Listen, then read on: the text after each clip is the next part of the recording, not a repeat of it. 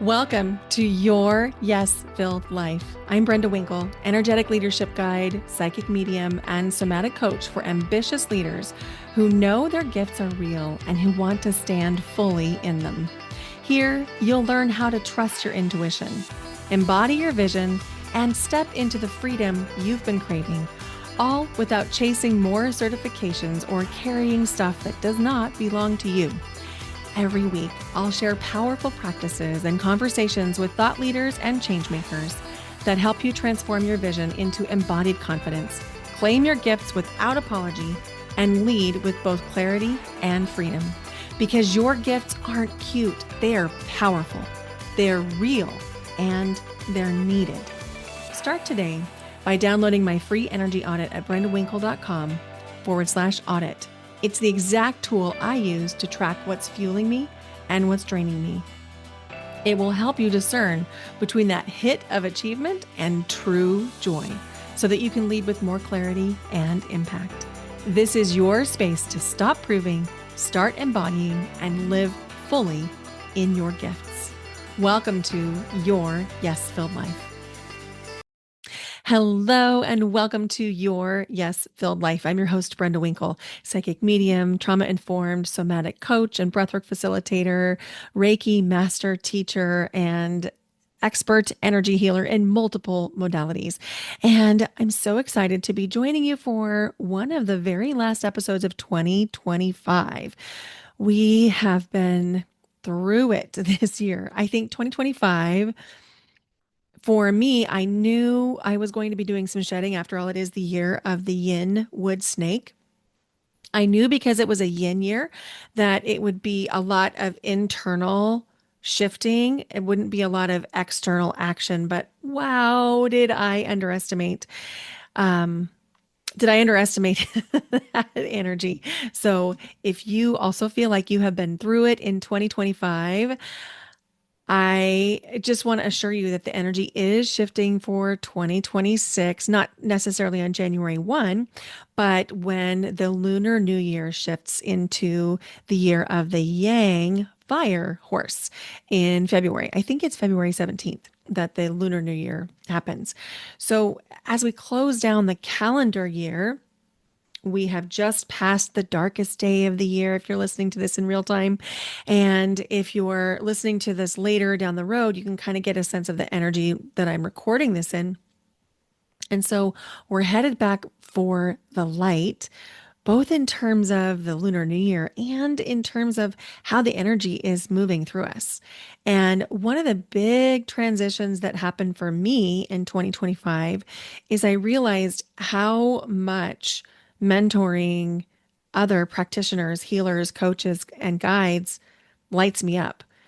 It fuels me. I absolutely adore it. I feel like I'm really good at it. My clients are getting incredible results. And it took an identity shift, if I'm really being honest with you, because I had to shift from being the person who was doing the coaching, healing, and holding to the person who's not only doing that and now also mentoring other coaches and healers. And there was a little bit of imposter syndrome that I needed to work through.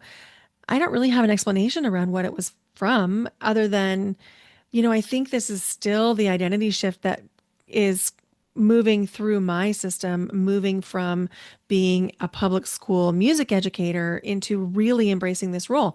And if you know my story, if you've been listening for a while, you know that this happened several years ago.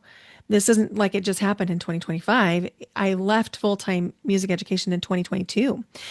And so this has been an incremental process of growth and development. And I feel like I'm really landing in the thing that I really want to pull into this next chapter for myself, both in terms of my identity, but also in terms of the business that I want to run and the impact that I want to make in the world. And that is very specifically, I am an empath. I'm intuitive. I'm a psychic. But being an empath is something that has colored every phase of my life, from infancy to toddlerhood to childhood, all the way up into current day, because not everybody is an empath. In fact, very few people are true empaths. However, I support and work with empaths. It's one of the things that I love to do. And so if you don't identify as an empath, you're absolutely still welcome here. I love to work with the intuitive, the intuitively curious, the psychics, the mediums, the attuned, you know what I mean? The people that can track energy. But the people I help the most, I think, are the empaths because I have a unique understanding around what it is to be an empath in this world and how, as such soft, gentle, loving beings, we can maintain that softness and maintain our empathy and compassion and be fierce when we need to. And my life mission, my goal is to create and lead and mentor and support an army of empaths. Because I know that with your deep empathy and compassion, you are making fundamental changes in the world. And so, as this time of year, I find myself very reflective. And I find myself particularly reflective in the period between the 21st of December, which is summer, or excuse me, winter solstice, and the new year. And I really am feeling it this year as I'm acknowledging the changes that have come, both in terms of the podcast, but in terms of the business and how I show up and the people that I support. And you've probably felt it too, my guess is. And one of the other things that one of my clients who I absolutely love said to me the other week when we were in a one-on-one is she said, you're really embodying your inner CEO now. And I loved that because that has been my goal. That's been what I focused on this entire year of 2025. How would I show up if I was the CEO of my life and business? And that has impacted the offers that I bring to you. It's impacted the way that I'm talking about the podcast. And it's probably going to impact even the title of the podcast. I'll give you a little teaser of something I'm thinking about as we move into 2022 and I completely step into this new identity as the mentor, the guide, the coach, and the healer. I think there's some changes in store for us. So this episode is really dedicated to the empaths who want to serve, whether you are an educator, a coach, a healer, a physician, a nurse, whether you are a teacher in classrooms or you're a teacher in other capacities, you're a leader and you have this deep empathy and compassion. This is really going to help you understand what you can do to supercharge your empathy, to use it as your greatest gift, instead of what so many of us at some point in our lives learned, which was it can be a liability if we don't have the energetic sovereignty or strengthening our energetic fields. So, this episode is for anyone curious about the process that I lead people through, but it's especially for the experienced intuitive practitioner, whether you're a coach, an educator, a healer, a physician, a guide, a sound healer, a spiritual director. This is for you. This is for you because you already know a lot.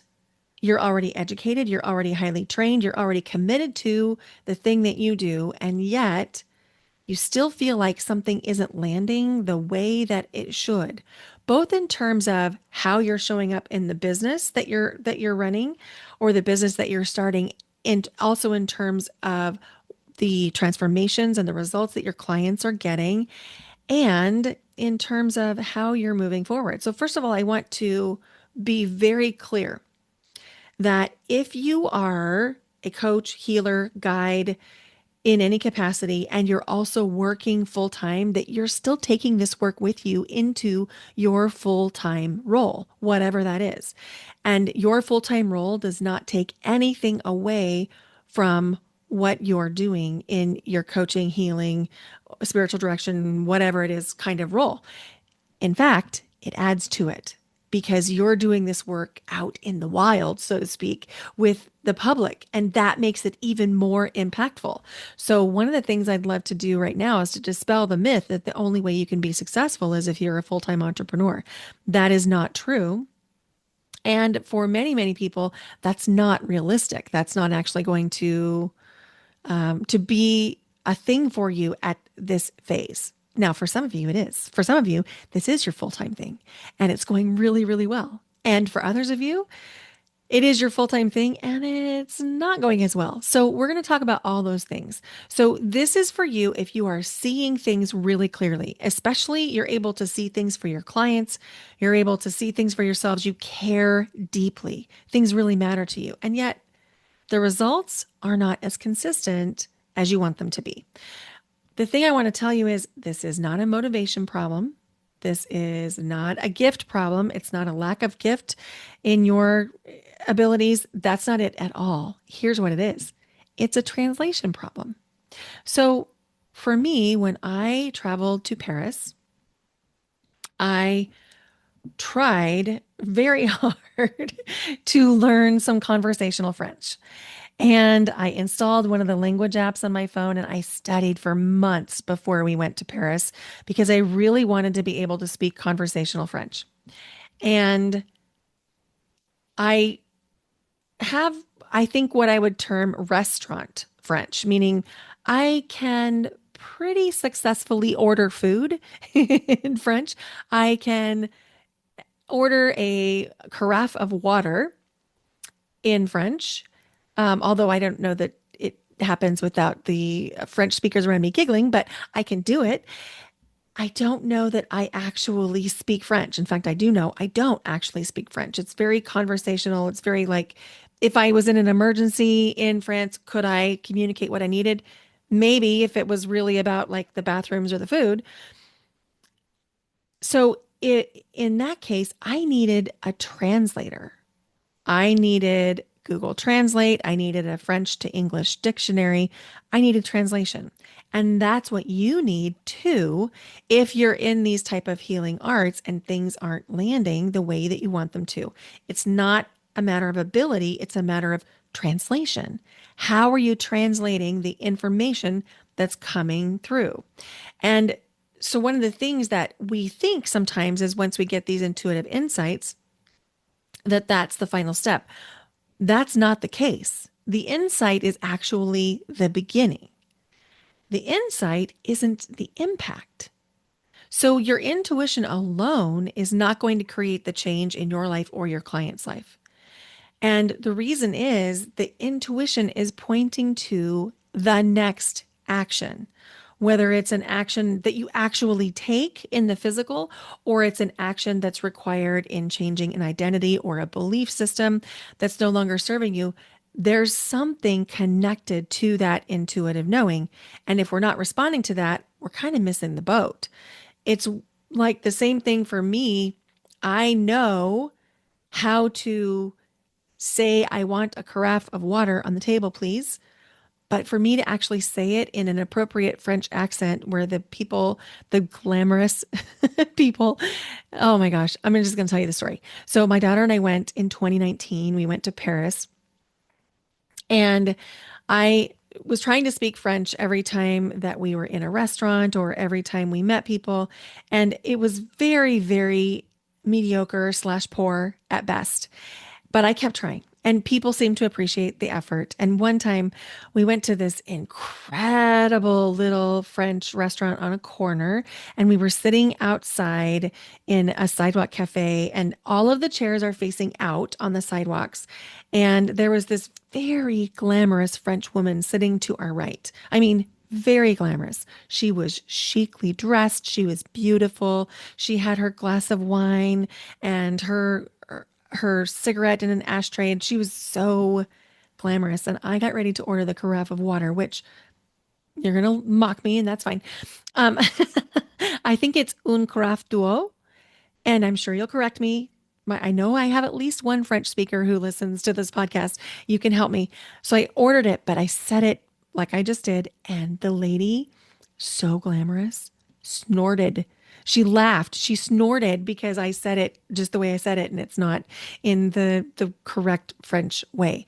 So in that sense, I needed a little bit of help. I needed some translation. And then if we go beyond the restaurant French, oh my gosh, I really need translation. And this is the same thing for you with your intuition. You need some translation because your intuition, a lot of times we talk about it coming in like the third eye. Well, it does come in through your third eye, but it also comes in everywhere else in your body. And if you're ignoring the whole body for your intuition, you're missing out on tons of information. You need a translator, right? So the sensations that you get, whether those are body-based sensations or third eye sensations or visualization or things that you're hearing, that's one part of it. That's the sense, right? Sensing does not equal skillful response. We want to learn to link the sensation with being able to respond. And here's what that means for you as a practitioner. It actually means you don't have to worry about saying the right thing. You don't have to worry about directing the client in the right direction. You don't have to have all the answers. What you need to do is listen, feel, sense, see what is coming to you intuitively, and then respond to what you sense that's coming already from within the client, then mirroring it to the client so that they can see it. Now, this comes with some discernment because not all information that comes to you is necessarily what the client is ready to hear. And I talk about that in the intuitive somatic healing certification so that you can actually read the body language of the clients that you're working with to see if it's safe for you to mention the full intuitive insight that you're getting, or if you need to seed it. In other words, you plant the seed of, here's kind of what I'm sensing. Does this track? Does this feel true for you? So that you can allow their emotions and their body and their nervous system to begin to wrap itself around the thing that you planted. Because if we go in too much, too fast, too much, it's like the difference between having an appropriate drink of water from a water fountain and being sprayed with a fire hose in the face. So the intuition gives you information. Your skill level determines what you do with it.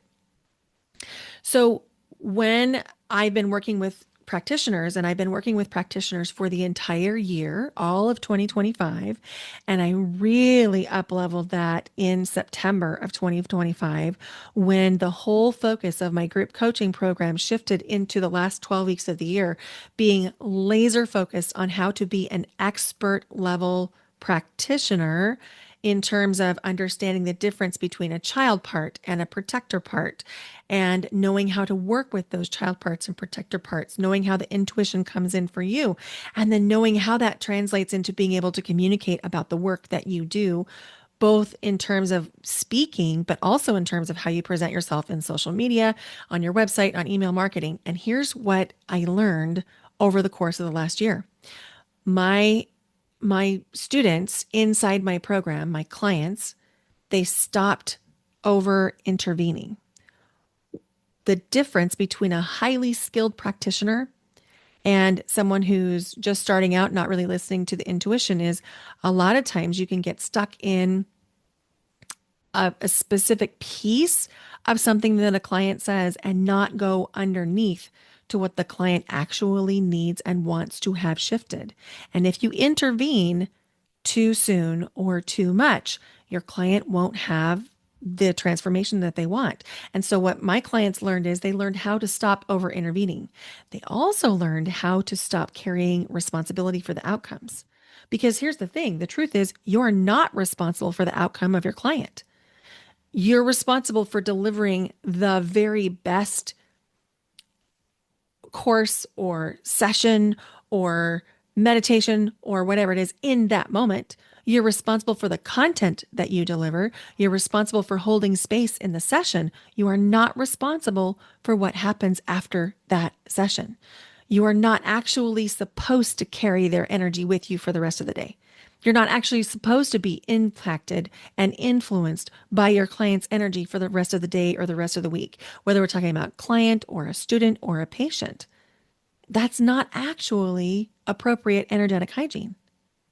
It is something that comes very naturally to you, especially if you're an empath, but it's not what's supposed to happen. And then here's the other thing. When you stop carrying responsibility, emotion, and energy for your clients, you'll notice you have more bandwidth to make aligned decisions, not only in terms of the sessions that you're holding or the courses that you're teaching or the sound healing group events or the meditations that you're holding, but you'll notice that your clients get better results. And you'll notice that your sessions end cleanly and you don't overthink your decisions because you have the bandwidth to actually make them, which means you become a more confident practitioner. That affects your ability to price things in a way that you can make a living. It affects your ability to create sales because you can talk about things because you feel so aligned and confident, and it just feels like there's a high level of integrity. And that also impacts your leadership. So you're more confident in your business, you're more articulate about it, you're showing up on social media, you're more willing to be visible, you can actually tolerate the visibility, whether we're talking about creating content for social media or something like Substack or YouTube or your website, all of this. And this also is essential when we think about the nervous system. So, in the last episode of the podcast, I was talking about the impact that your nervous system can have, not only on you, but on your clients. So, if the nervous system is in a stress response, it impacts your ability to think clearly and to create aligned offers, to create aligned sessions because you're holding too much. So, this also plays into what we call ethical restraint, meaning again, you're able to feel and sense how to, in a measured way, give clients your intuitive insights without spraying them in the face with the fire hose of your intuition too much, too fast, by tracking real time body based information called somatics. Now, when we think about somatics and we think about all of these things, we cannot separate this type of work from our social justice work. It cannot be separated. And anybody who tries to separate it, I would be highly suspect of. Because if we try to separate out social justice from this type of intuitive work, I guarantee you they are skewing toward white supremacy, capitalism, and misogyny. Because unless we are intentionally creating inclusive communities of belonging, and we are intentionally addressing our own internal implicit biases, which we all have because we all have our unique perspective. If we're not addressing those, we're going to miss information that's coming to us from our clients, and we're going to misinterpret that information. You cannot separate out social justice work from intuitive client work. And if you find someone who does, I would think long and hard about working with them. Because if we have ever been subject to any type of ism, sexism, racism, or any type of phobia, homophobia, transphobia, that's showing up in our bodies. And it's showing up in the bodies of your clients. And if you are ignorant to it, you stand to cause real harm. And I I think I've said what I need to say there. I think I think that I've made myself and my beliefs pretty clear. It's okay to not to know what to do. It's okay not to know how to talk about this stuff. I will actually help you in the intuitive somatic healing certification. This is part of the curriculum.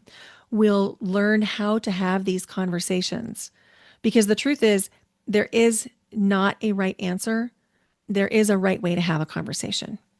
And when we stop trying to get it right and start trying to listen and have conversations correctly, the dynamic shifts. That's the winning combination, is being willing to have conversations. You don't have to have all this figured out. You don't have to get it right. You just need to be willing to have a conversation. And if you are hesitant to addressing these kind of conversations, understand that I get it. I get it. In this country, we have oftentimes made being called a racist worse than engaging in racist acts. We have made being called a sexist being worse than engaging in misogynistic acts. So, of course, there's a little bit of fear. Of course, there's a little bit of trepidation, but there doesn't have to be. There doesn't have to be. And when you can confidently have the conversation without feeling like you have to get it right or have all the answers, relationships begin to form and grow and build. And that's what comes with trust. That creates trust. The other thing is, if you're outsourcing your authority to somebody else by trying to avoid these kinds of conversations, or you're trying to outsource your authority to another coach who's not asking you to turn inward, when you start really claiming that for yourself and stepping into the embodiment of, I am the leader, I can do this, I can have the courage to track my client's somatic system, I can have the courage to share what's coming through intuitively, I can have the courage to make sure my own nervous system is regulated, and I can have the courage to say to a client, let's get you regulated because I can see you're really upset right now. When that happens, everything changes. Because I can tell you, I'm a nationally recognized speaker on diversity, equity, inclusion, and belonging. And I know that intuitive and somatic work without bias awareness causes harm. I've seen it in classrooms. I've seen it in higher education. I've seen it in coaching spaces. I've seen it in healing spaces.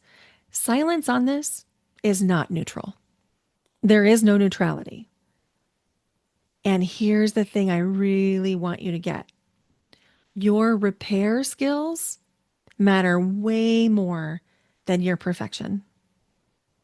Because when we take the time to repair a way that maybe we said something we didn't realize was harmful, or we repair something we did that we didn't realize was harmful, or we look at our own policies and procedures to reduce the harm that they're causing, that creates trust. There's actually strength that comes from that repair process.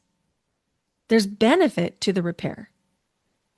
In fact, if you ask any therapist about the rupture repair cycle, the real juice in a relationship comes from the repair.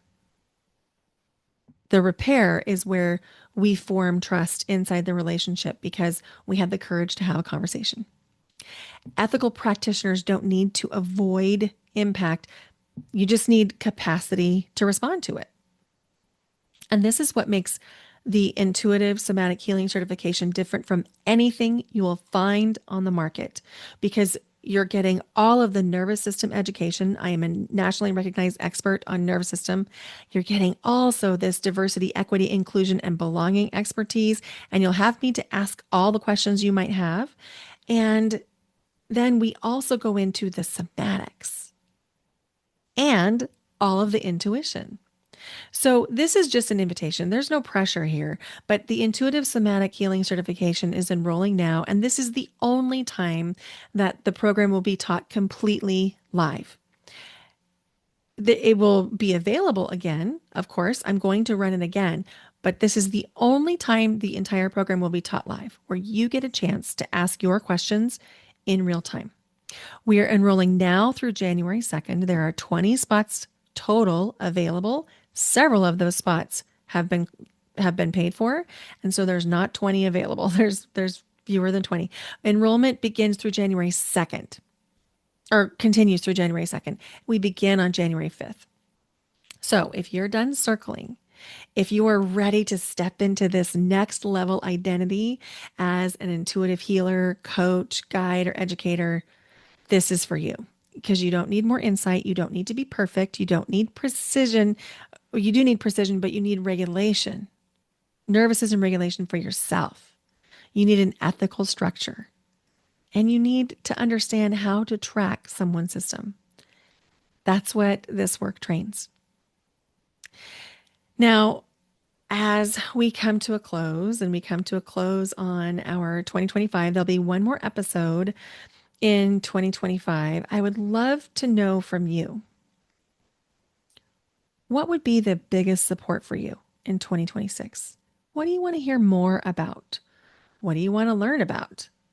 And if you're looking for ongoing support at a really affordable level, I'm so excited to tell you that the membership, formerly known as the Spiritual Entrepreneur Collective, has shifted over to School. That's SKOOL. And it's now named the Spiritual CEO. Now, the reason is the Spiritual Entrepreneur Collective had way too many letters for the School platform. So we had to shorten it. So now it's the Spiritual CEO. We're over on School. There's also a link on my website that you can get there.